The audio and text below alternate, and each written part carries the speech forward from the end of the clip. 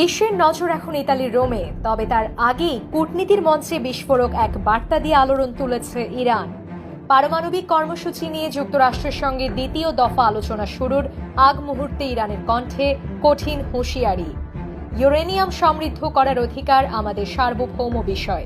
এটা বাতিল করা নিয়ে আলোচনা করা যাবে না। এটা কোনোভাবেই আলোচনার টেবিলে আসবে না। ইরানের পররাষ্ট্রমন্ত্রী ও মুখ্য আলোচক আব্বাস আরাকচি এই ঘোষণা দিলেন এমন এক সময় যখন রোমে চিরপ্রতিদ্বন্দ্বী দুই দেশ মুখোমুখি বসতে যাচ্ছে দ্বিতীয় দফা সংলাপে।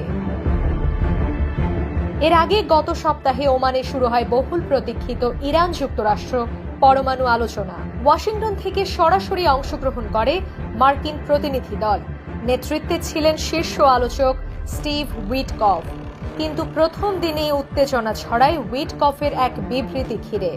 তিনি বলেন, চুক্তি পেতে হলে ইরানকে অবশ্যই ইউরেনিয়াম সমৃদ্ধকরণ বন্ধ করতে হবে। আর তারই পাল্টা জবাবে এবার তেহরান থেকে বিস্ফোরক বিবৃতি দেন আরাকচি। আমরা শুনেছি যুক্তরাষ্ট্রের বিবৃতি, তবে প্রকৃত মনোভাব বোঝা যাবে আলোচনার টেবিলে। আমরা আলোচনার জন্য প্রস্তুত, কিন্তু ইউরেনিয়াম সমৃদ্ধিকরণ অধিকার নিয়ে কোনো আপোষ চলবে না। অবাক করা তথ্য হচ্ছে, যেখানে দ্বিতীয় দফা আলোচনার কথা ছিল ওমানে, সেটি হঠাৎ স্থানান্তর করা হয়েছে ইতালির রোমে। ইরানের পররাষ্ট্র মন্ত্রণালয়ের মুখপাত্র ইসমাইল বাঘাই এক্সের এক পোস্টে তিনি লেখেন, আলোচনার ভেন্যু যেন গোল পোস্ট, যেটা বারবার সরালে খেলার নিয়মই বদলে যায়। এটা শুরুতেই আলোচনার ভবিষ্যৎ বিপন্ন করার মতো একটি পেশাদার ভুল। রোমের ওই বৈঠকে আমন্ত্রিত হয়েছেন আন্তর্জাতিক পরমাণু শক্তি সংস্থা IAEA এর মহাপরিচালক রাফায়েল গ্রোসি। তবে ইতালির পররাষ্ট্রমন্ত্রী আন্তোনিও তাজানি স্পষ্ট করে দিয়েছেন, ইতালি কোনো পক্ষের নয়, আমরা শুধু শান্তির সেতুবন্ধন গড়তে চাই। এদিকে বৈঠকের একদিন পরেই রাশিয়া সফরে যাচ্ছেন আরাকচি। তিনি প্রেসিডেন্ট ভ্লাদিমির পুতিনের কাছে ইরানের সর্বোচ্চ নেতা আয়াতুল্লাহ খামেনির বিশেষ বার্তা হস্তান্তর করবেন।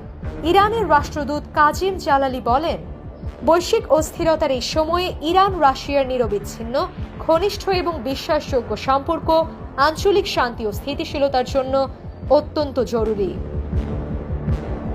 পশ্চিমা বিশ্ব দাবি করে আসছে, ইরান যে মাত্রায় ইউরেনিয়াম সমৃদ্ধ করছে তা শান্তিপূর্ণ নয়, বরং অস্ত্র তৈরির পর্যায়ে পৌঁছে যাচ্ছে। কিন্তু তেহরান বারবারই দাবি করছে তাদের এই পারমাণবিক গবেষণা সম্পূর্ণ বৈজ্ঞানিক ও শান্তিপূর্ণ। ইরান মাথা উঁচু করে বাঁচতে চায়, হুমকি দিয়ে নয়, গর্ব নিয়ে।